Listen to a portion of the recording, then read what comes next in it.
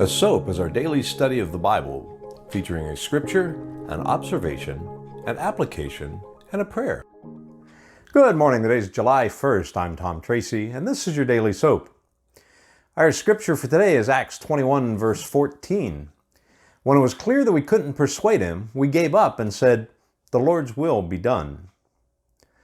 The observation is, who do you listen to? And the application, before we can really understand what's going on here, we have to look at the whole story. Paul has been determined to get to Jerusalem. He's made his plans, and he knows that's where God's sending him. He's been talking about it and making his way there when he stopped on his journey in Caesarea. And he told the believers there where he was headed. There was a man with a gift of prophecy that came up to him and took his belt from him and wrapped it around his hands and said that this was what was going to happen to his hands and feet when he got there, that he would be arrested and imprisoned.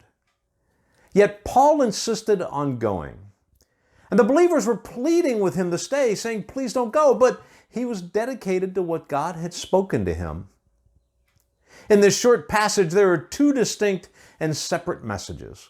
The first message, and foremost, like Paul, never be dissuaded from God's direction for your life, even if others don't agree with it or are telling you to do something different. Secondly, as a believer, we should counsel others, but recognize when it's time to stop and let the Lord's will be done.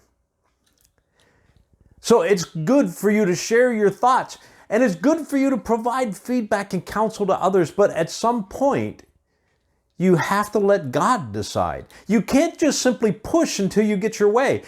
That's not being obedient to what God has in store. If you're the one that's being counseled, you need to stay the course. You need to listen to what others are saying, but don't let man dissuade you from what you know God has told you. I've had some people speaking some things into my life lately that didn't sit well with me, and God spoke clearly to me the other night and said, "Let man's words get into your head, but not into your spirit." Your spirit is where God is at, and He is the only voice you should be listening to there. Don't allow what people say to stop you. Accept it, listen to it, evaluate it, but always weigh it against the voice of God. So listen to others and evaluate what they say, but be sure that you always follow after the voice of God and not the voice of man. Our prayer for today: Father, thank you for your voice that speaks into my life.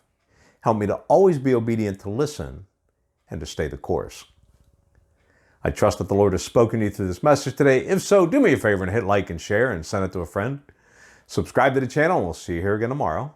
Have a great day. If you're new to the channel, go ahead and check us out. Surf around, and if you like what you see, do me a favor and mash that subscribe button and hit the bell.